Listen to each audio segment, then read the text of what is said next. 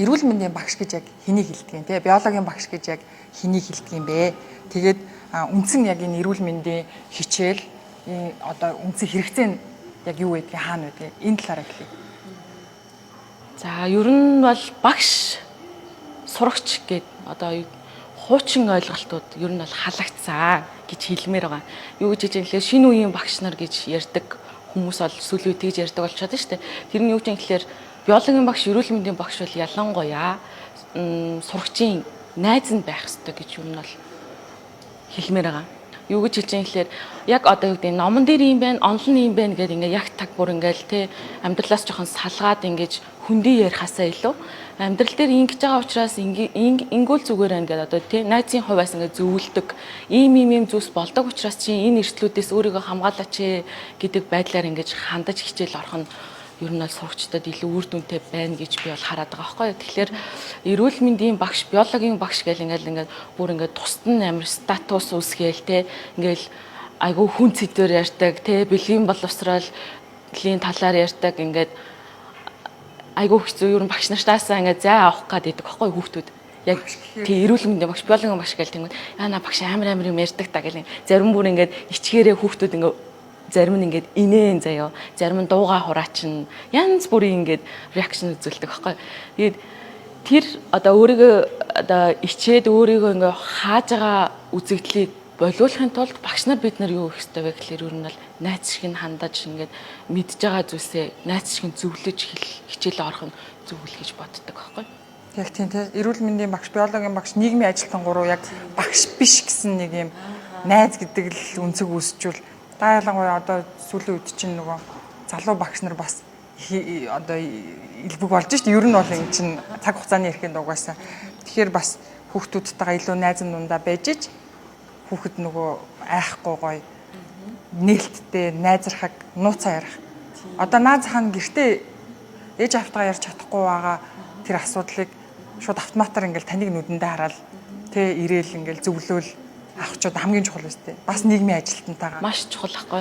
Одоо жишээлбэл би багшлаад 4 жил болж байгаа ч гэсэн 4 жилийн хугацаанд багшилж байхад ингээд манай сурагчдаас ингээд надад гэж итгээ те биологийн багштаа гэдэг ингээд итгээд хурж ирээд ингээд өөрийнхөө асуудлыг яриад одоо тэр бүхнийг даван туулахад багшаа туслаач гэдэг ингээд итгээд ирж исэн хүүхдүүд бол зөндөө байгаа.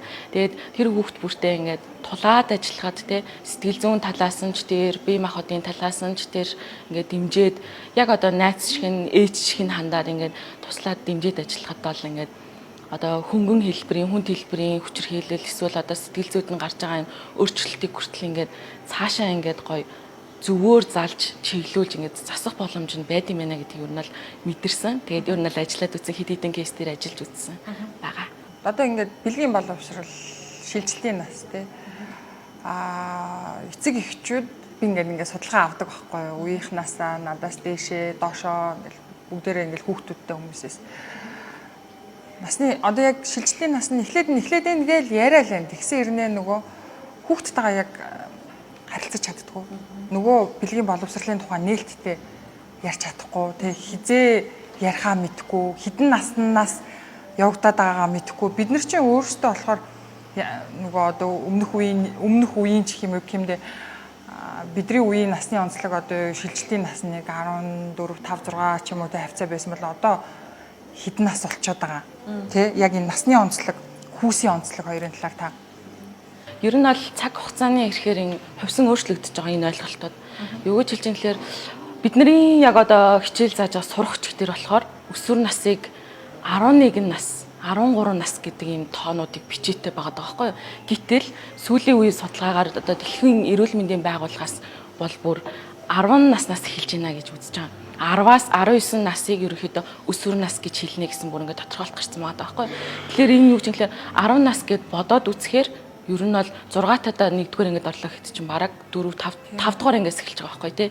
Тэгэхээр эндээс бас ингээд нөгөө наслын онцлогуудыг бид нэр ойлгодог байх ёстой гэсэн. Зөвхөн өсвөр нас гэд тэр хэсэгхэн насыг онцлох биш. Ер нь бол хүүхэд өөрийн гэсэн ингээд насны онцлогуудтай байгаад байгаа гэдгийг бид нар аав ээжүүд те томчууд бид нар мэддэг байх хэрэгтэй болчиход байгаа байхгүй.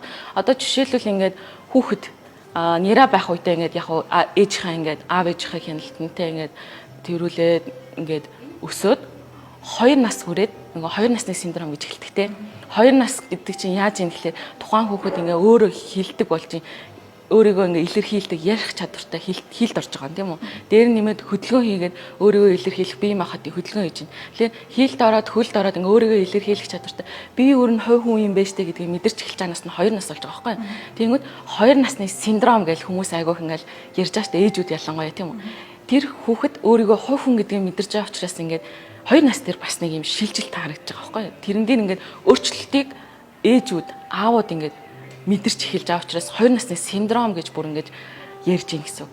За дараа нь за 2-оос нэг 6 нас хүртэл нэг арай гайгүй тогтворж эхэлж байгаа. Өөрийгөө илэрхийлээд за би нэг хувь хүн юм байна да тий.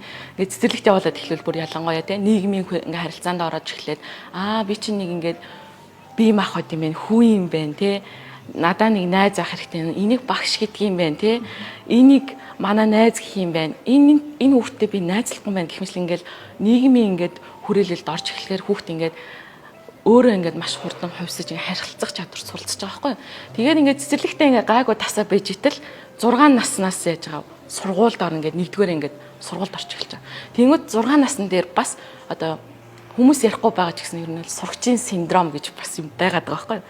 За синдром гэж ярьж байгаа нэг талаараа юу юм гэхэлэр ер нь сэтгэл зүйн өөрчлөлтийг хэлээд байгаа байхгүй юу. Сэтгэл зүйн өөрчлөлт нь бүр ингээд гадна талдаа харагдаж байгааг энэ синдром гэдэг шинжээр үйлдэлээр харагдаж байгаа энэ синдром гэж хэлээд байгаа.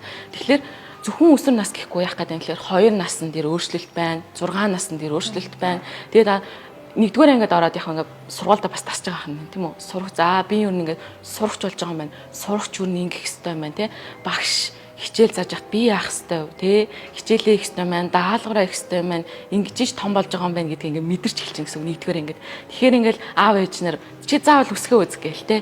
Чи заавал тоолж суур гээл ингээд амар одоо дараамт шахалт өхөөсөө илүүтэйгээр хүүхэд маань ингээд сурагч болоод том болж байгаа доо энэ өөрчлөлтийг гоё ингээд зөөлөнөөр аядуу ингээд хүлээж аваасай энд ингээд стрессгүйгээр ингээд тасаа зогсоод яваасай гэдэг өнцгөөс ингээд хандвал арай дээр болж ин гэсэн үг.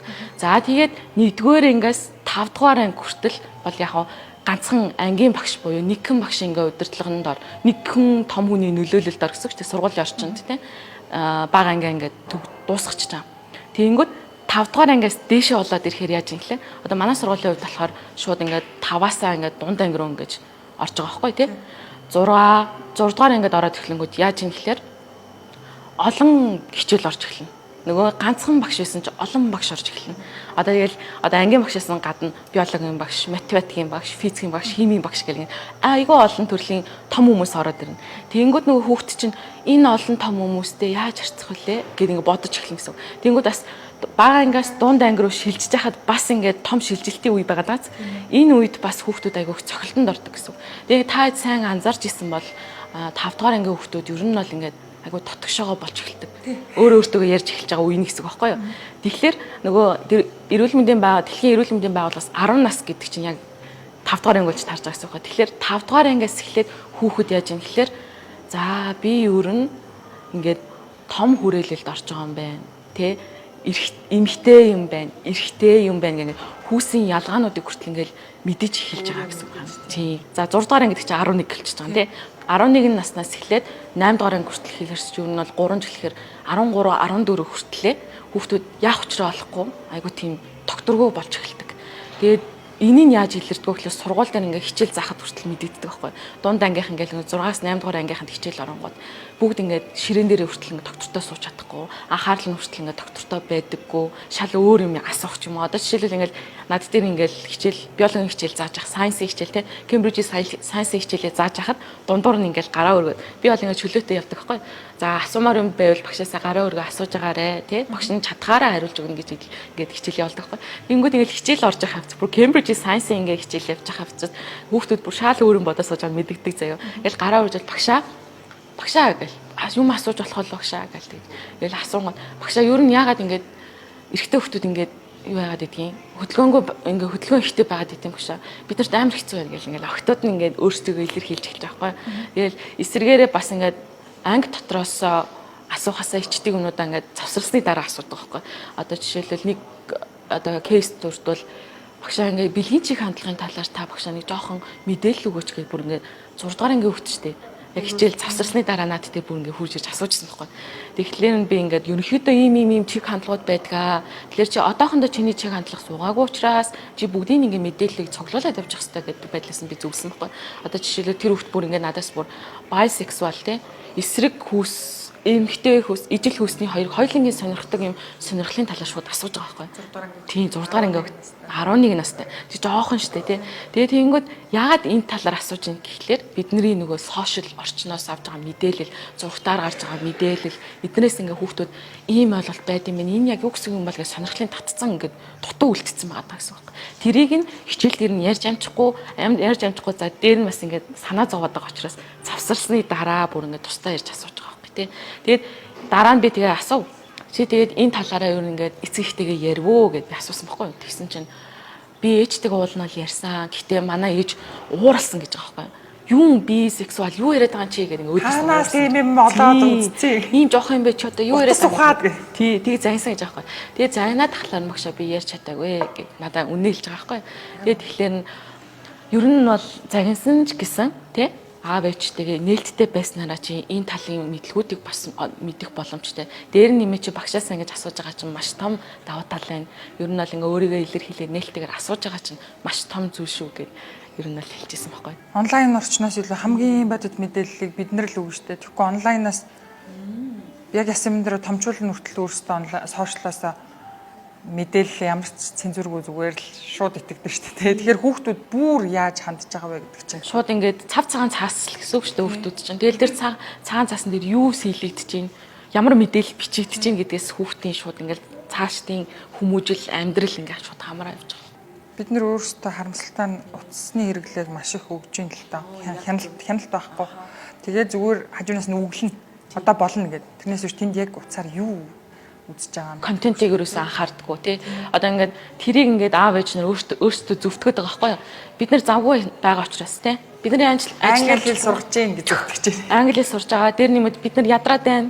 Гингүүтээ шууд барин одоо орчин үеийн аав ээж нар бол ер нь тийм болсон шүү дээ. Бүр багаас нь ингээд юу ягаал утас гэдэг ухаалаг төхөөрөмжийг шууд ингээд өгч байгаа байхгүй тий. Бүр ингээд 2-3 хүүхдүүд ой хүрээл баг өгч байгаа шүү дээ тий. Утас пад гэж өгч байгаа.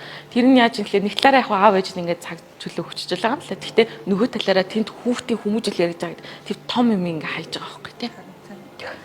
Тэгээд насны онцлогийн хувьд тэгээд одоо жишээлбэл дунд ангид бол айгүй хөдөлгөөнтэй байдаг гэсэн шүү дээ. Докторгүй байдаг байна. Бүр илт бүр мэддэг. Багш нар хүртэл өөрсдөө тэрийг ярьдаг. Тэгээд тийм учраас дунд ангид бүр ингээд чиглэсэн багш нар нь ямар хуу байх вэ гэж бид нар хүртэл хоорондоо багш нар хоорондоо ярьдаг гэсэн. Тэгэнгүүтээ хардаа 19-өөс дээшээгээ 10, 11, 12 дугаар ингээд ахлах ангид ороод ирэхээр хүүхдүүд ингээд нөгөө 3-4 жил нөгөө юм докторгүй байдал байгаад өөрийгөө нөгөө нэг яавал би доктортой байх уу те миний сэтгэл зүй хаашаа цэглвэл миний сонирхол хаана байна гэдгийг ингээд өөртөө ярилцаж хэлж байгаа үе нь өөртөө тулж байгаа үе гэсэн үг. Бүр нүүр тулж байгаа үе нь бол 9-өөс 12 дугаар анги гэж хараад байгаа байхгүй. Тэгэд яг хаа 11 12 дугаар ангид бол бүр ингээл яэш мэш мэрэгжил сонголт гэж ингээд цаанаасаа угаасаа юм шаардлагууд их байгаа, суралцах, завгүй байх ингээд үе нь эхэлж байгаа учраас 11 12-т бол бүр яг тийм шинжүүд бүр ингээд илт бүр ингээд дарагдсан байдлаар хараад байгаа байхгүй. Бүгдээрээ нэг завгүй хичээлээ хийдэг, яшиг хийдэг те мэрэгжлээ ингээд боддог болсон байгаа даа учраас 11 12 дээр ингээд хүүхдэд ороод ирэхээр айгүй тийм дөлгөөхөн 50 болж эхэлж байгаа. Гэхдээ гадна талын дөлгөөхөн 50 байгаа юм шиг хэрнээ тэр ахлах анги хүүхдүүдийн дотор талд нь нэстэ ингээд докторгүй байждаг. Тийм. Тэгэл нэг талаараа хичээлээ хийчмээр байдаг. Аав ээж нь шахаад байдаг, багш нь шахаад байдаг. Хичээл мэрэгчлээ сонгоод ингээд юм хийчмээр байдаг. Гэтэл өөрийнх нь дотор талынх нь хүн би яг ийм сонирхолтой штэ, тэ. Одоо жишээлбэл би ингээд сайенсийн чиглэлээр явж байгаа хүн, тэ. Охиноо болж өгвөл ингээл сайенс эсвэл эмч ингээл те өөртөө ойрхон байдлаар мэрэгжил эзэмшижээсэй гэж хүсэж байгаа учраас би тэр охиндоо ингээд амар шахалт өгж байгаа байхгүй юу. Нэг талаараа өөрөө мдэггүй хэрнээ шахалт дарамт өгж байгаа байхгүй те. Тэр дарамтыг авж байгаа хүүхэд ээж маань бол ингээд байгаа даа гэж дарамтыг хүлээж авч байгаа. Дээр нэмээд дотор талаас бас дарамтыг хүлээж авч байгаа. Юу гэж хэлж юм лээ. Жишээлбэл манай охин урлаг руу явмаар байж болно шүү дээ те. Дуулдаг, бүжгэлдэг, дуулах бүжгэлэх нь илүү таалагддаг, зурх нь таалагддаг те. Урлаг талаасаа ингэж хөгжмөр байгаа хүүхд дотор нь байж иж болох байхгүй. Тэнгүүд нөгөө дотор гадна талаас ингэж эсрэг тесрэг ингээд зүйлс ингээд мөргөлдөөд эхлэхээр хүүхэд хичнээн гаднаа 50 байгаа юм шиг ирнэ дотроо ингэж тавгуутчих эхэлж байгаа. Тэгээд энэ нь цаашдаа нийгэмд яаж ажиглаж байгаа юм гэхээр та одоо жишээлбэл улирлын одоо онцлогоор буюу хавар ялангуяа илүү их ажиглаж байгаа шүү дээ. Хаврын синдром гэж ярьдаг тий бас. Тэр нь юу гэж юм гэхээр ингээд сэтгэл зүй докторгүй байгаа хүмүүс хавар ингээд ямар нэгэн байдлаар шинжин ингээд ил тодолоод үйлдэл болж гарч ирж байгаа гэсэн. Жишээлбэл хаврын улиралд ингээд өндөр барилгын дээр ингээд дээвэр дээр сууж байгаа өсвөр насны хүүхдүүд амар их болсон байгаа юм. Тэр яаж юм гэхээр ингээд баахан мөргөлдөөн дунд тэр хүүхд яах учраа болохгүй төөрөгдөлд орсон байгаа. Өвтөл ер нь бол тэр дээвэр дээр гарч сууж байгаа гэсэн үг байхгүй юу? Тэр төөрөгдлөөс хин гаргаж авч чадах юм. Ер нь бол доктортой үзэл бодолтой болцсон насанд хүрэхчид бид нэр туслах байхгүй юу? Ийм байдгаа туслахтаа одоо бүр ингэх ёстой гэж заах биш. Ийм замууд байна тий. Бахан олон хувилбарт өчгөл дөө. Аад нь чи ингэж болохоор байна тий. Одоо жишээлбэл чи зөвхөн хоббигоо хөгжүүлээд явж болохоор байна гэд А хувилбарыг өгч болно. Б хувилбар нь чи эсвэл өөрийгөө завгүй байлгалаа тий. Одоо спортоор хичээлэл Б хувилбар байж болно. Тэ? Б жишээлбэл одоо юу гэдэг чи найзуудтайгаа цаг гарга. Өдрийн цагийг аав ээж нь чамайг өгье тэ чөлөөтэй өгье. Өдрийн цагийг чи зөвхөн найзуудтайгаа хөвчлөлтөө өнгөрөө. Тэнгүүт хүүхдийн стресс бас ингээл тайлагдчих шүү дээ. Гэхмэчлэн ингээд амар олон ээж аав өөрсдөө цаг гаргаж хайрлах тэ. Хайрлах нь ярилцах гэсэн үг шүү дээ. Ингээд хувилбаруудыг өгөх хэрэгтэй. Бид нар чинь заах гэдэг чи заах биш сонсох, олон хүүхдээ сонсох тэ. Найз шиг сонсох. Асуудлыг нь сонсоод тэр асуудлуудаас чи ийм замаар гарч болно шүү дээ гэдэг маш олон зүйлсийн талаар ярих хэрэгтэй болно гэсэн үг байхгүй. Тэнгүүд тэр олон зүйлсийн талаар ярихын тулд эцэг эхчүүд насанд хүрчүүд өөрсдөө бас ингээд олон талын мэдлэгтэй байх болж хэрэгтэй болж байгаа гэсэн. Тэнгүүд тэр дундаас одоо хоёулангийнх нь ярих гээд байгаа нь болохоор бэлгийн боловсрал гэж яриад байгаа шүү дээ. Бидний үеийн за 60 70 80 оныхан гэсэн үг тийм үү 60 70 80 90 оныхан. За одоо бараг 2000-аар ер нь бол тасарч байгаа шүү дээ. Энэ оныхон эрүүл мэндийн боловсрал нь 90 цаг байна тий. Бараг байхгүй гэж хэлэхэд болохоор болчиход байгаа юм тий. Тэгээ яг үнэхээр өөрийгөө боддог тий гэр бүл нь миний охин одоо том хүн болох гэж байгаа юм да. Миний хүү том хүн болох гэж байгаа даа гэж юм бодож исэн хүмүүс бол ингээд ямар нэгэн байдлаар одоо ингээд ном өгөх ч юм уу тий. Эсвэл ийм мэдээлүүд байдаг шүү. Сэтгэл зүйчтэй очиод уулз гэдэг ингээд баг зэргийн ингээд чиглүүлээ өгж байгаа хүмүүс нь дайжгүй ингээд боловсрал нь ингээд амьдрал явахаа ирээр зузаараад ингээд яваад ингээд гэр бүлийн төлөвлөлт тэгэл ажил төлөвлөлт карьерийн төлөвлөлт гэх мэтлээ ингээд цаашаа маш том зүйлсийг ингээд хийгээд амжилтаа явж болоод байгаа байхгүй. Гэвтэл ихэнх хувь буюу дийлэнх хувь нь бараг 70-аас 80% гэж хэлэхэд буруутахгүй. Ягаад тэгэхээр энд бүр судалгаан дээр байгаад байгаа байхгүй юу? 70-аас 80% нь өсвөр насны энэ хүүхдүүдэд нөлөөлөд байна эцэг эхчүүдийн. Яаж нөлөөлж байна гэхээр бэлгийн боловсролд муугар нөлөөлөд байна. Ягаад ингэж бүр тодруулж ярьж юм гэхээр хардаа жилд нэгэн жилд штэ 15-аас 19 насны 3500-аас 4000 охин жирэмслээд бүр үр хөндлөлт хийлгэж ингэж байна. Бүртгэгдэж байгаа тоон юм штэ. Тийм. Бүртгэгдээгүй тэгэхээр асар олон кейсүүд байгаа байхгүй. Тэгэл ингээл бодоход эдгээр үйлдэлүүд нь одоо эдгээр жирэмслэлт өсвөр насны жирэмслэлт тий үр хөндлөлт гэдэг нь ухта юунаас болов гэдэг ингээд ухраагаад ингээд тойруулаад бодвол хүчирхийлэл гэдэг ийм том сэдвтэй холбогдож байгаа.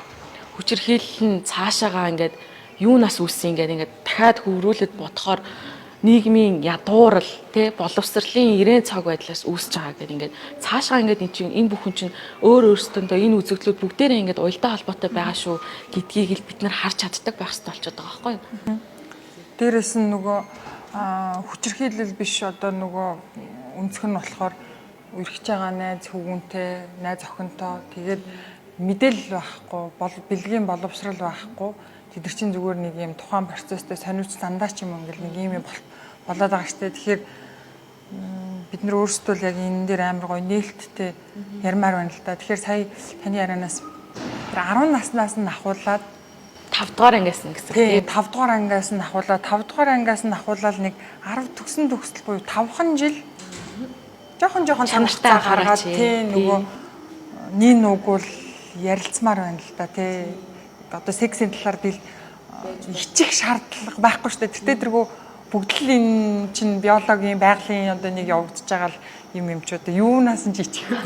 Энд чинь ерөөсөө нөгөө хичих зүйл байхгүй гэдгийг хүн өөрөө ухамсарлаагүй учраас бид нар ингээд emotion доо нөгөө ичих гэдэг эмоцондоо ингээд бэлтжиж байгаа байхгүй юу?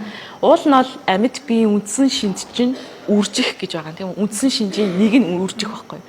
Тэгэхээр угаасаа хүссэн хүсээгүй энэ шинжийг бид нэр туулнаа. Биологоос бүр байглаасаа буюу энэ цаг хугацаанд угаасаа хүн болгонд нүүр тулж ирнэ гэсэн үг байхгүй. Тэгээд энэ үндсэн шинжин дээр тулгуурлаад бид нар одоо юу гэдэг үржил гэдэг нь юу юм гэхэл одоо жишээлбэл биологийн хичээлэл тэгж гарна л та тийм бэлгийн үржил гэж юу юм бэлгийн бусан юу юм гэж бас ингэж яригдана. Тэгэл тэгэхээр яг одоо юу гэдэг энэ үржил гэдэг сэдвийг эцэг гих багш хүүхэд гэж ингэж бүр ингээ хуваахгүйгээр нийтдээ бүгдээрээ чөлөөтэй ярьдаг болсон цагт энэ яригадаад байгаа өсвөр насны жирэмслэлтэй хүчирхийлэл ингээл энэ бүх том хэцүү муухай сэдвүүд ингээд багасах байхгүй юу? Охтууд хүчирхийлэл ширхтээ охтууд тийм хүсийн ялгаа хүртэл ярьж болно. Дүртэж шít буруу замаар гэл жоохон бахт ярьдаг байсан. Тэр чин тэгэл томчууд бидл тийм юмыг өгөөд штэ тий. Бид нар чинь болохоор ямар нийгмийн хойсон байвал хитрхи хаалттай хитрхи нэг юм ёстой гэж нэг юм хүүхдүүдэд кодлдог тэр нийгмийн хүмүүс аахгүй. Ингээд зүгээр зурагтаар ингээд эрэгтэй эмэгтэй хоёр хүн үнсэлцэж эхлэгүүд тэнд сандралдаал автоматар нөгөө би өөрөө тэрийг үнсэлцэх процессыг зөв бурууч мэдэхгүй байхад нөгөө тийм юунд оруулсан би нэг нүдэд таглах хэвээр нүдэ ханих хэвээр гэл тэ нэг босоо гүйтгэх юм уу. Тэрний оронд ингээд нээлттэй байсан болж гэж юм уу ингээл боддог байхгүй. Тэгэл хаанаас мэдээлэл авдаг гэсэн бол манай лав ямар ч гэсэн 10 жил би юу эрүүл мэндийн хичээл гэж ордггүйсэн. Тэгсэн хэрнээ эрүүл мэндийн хичээл гэж орохгүй тэр боловсролыг заахгүй байгаа хэрнээ хүчээр октын үзлэг гэж болдог гэсэн хамгийн амар нь. Энэ бол амар том бас дарамт байсан. Учраа мэдхгүй ингээд хүүхдийг ингээд гинт ингээл нэг эмч ирсэн те багш нар бүр ингээл бүгдийн ингэж нэг юм чид их ёстой гэл нэг юм зандарж хашиж аваачиж октын үзлэгээр оруулаад тэгэнгუთ тэнд ингээд тэр хүүхэд өчрхийлэлд өртсөн юм уу? Яасныг юу гэж мэдээгүйж зарладаг бусад багш нартаа. Тэр хүүхдүүд онгоо альсан байгаагүй. Одоо бэлгийн хацаа тэр хүүхэд жирэмсэн байсан гэл. Тэгэл нөгөө хүүхдүүд чинь атлал тийм кейсүүд зөндөө мэддэг байхгүй юу? Сургуулаар нэг тарчиж байгаа юм чи.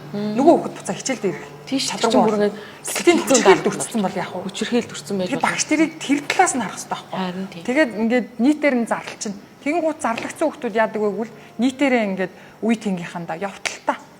Гэт ингээд нөгөө хүүхдийг дивсэл улам травма үүсгээл хожим нь тэр насаараа амьдарч байгаа амьдрал бид нар яахгүй шүү дээ. Том болсон ч тэр траума нөлөөтэй тий. Амьдралд нөлөөлөд яваад байгаа байхгүй. Яг энэ шилжилтийн нас хамгийн чухал нас байгаад байгаа байхгүй юу. Тэгээд хамгийн их нээлттэй элен далангуу найз байх ёстой нас нь байгаа байхгүй юу.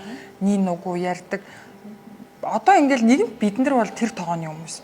Гэхдээ одоо бид нар хооч үе өөрчлөлөө л да. Тэрийг өөрийнхөө хүүхдээс эхлээд өөрчлөлөө л да тий. Одоо жишээлбэл таны яриан дээрээс энэ октын үзлэг бол ер нь бол бидний үед бол шууд бараг хийж явдаг байсан шүү дээ. Тэгээд одоо сүүлийн үед харин их гоё болж байна тий. Хүний эрх хүүхэд гэдэг бол хүн юм аа. Таны бүтээсэн хүн юм аа гэж хэлвэл хүмүүс илүү сэтгэлмэн хүрэх бах тий. Хүүхэд бол таны бүтээсэн хүн гэдэг байна. Одоо октын үзлэг явагддаг юм уу? Одоо сүүлийн үед зарим сургуулиуд ер нь бол хүний эрхийг дээдэлдэг тий гол ингээд зорилгынхаа нэг болгоцсон сургуулиуд ер нь бол октын үзлэгийг явуулдаггүй болсон байна. Энэний үеийн тэгэхээр сүүлийн жилүүдэд бас яаж юм гэхээр энэ октын үзлэг нь сайн дурын үндсэн дээр явагдах хэрэгтэй. Би хэрвээ үзүүлмээр байвал тэр өсвөрийн насны эмчтэр очиж үзүүлж болно гэдэг ийм боломжийг өгж байгаа гэсэн. Сонголтыг өгж байгаа гэсэн үг байхгүй юу? Бүгд ингээд бидний үед бол бүгдийг ингээд жагсааж байгаа л тий оруулаад. Болон тэрнийг зорилгоо ойлгуулаагүй. Зүгээр ингээд тэнд бараг л хүүхдүүдэд ойлголт ир юмгүй юу гэж ойлгодог бол хүнтэй унтснаа унтаагүй шалгаж байна. Тийм. Тэр чинь нэг талаараа чинь одоо хөнгөн хэлбэрийн хүчирхийллийг бид нэр хийж исэн байгаа байхгүй тий. Тэгээд энэ талаар юу яаж байгаа юм бэ? Манай гүнж гэдэг байгууллага би судлаад үзсэн чинь гүнж гэдэг байгууллага байсан. Төрийн бас байгууллага байсан. Яг энэ талаар октын үзлэгийн талаар ингээд ажлуудыг хийж хөндөж ярьж явж байгаа юм байна лээ. Тэгээд айгу баяртай байгаа яг энэ сэдв бас хөндөөд тий. Энэ бол хүний эрх штэ. Хүний эрхийг яагаад ингэж зөрчөөд байгаа юм бэ гэдэг талаас нь ингээд явж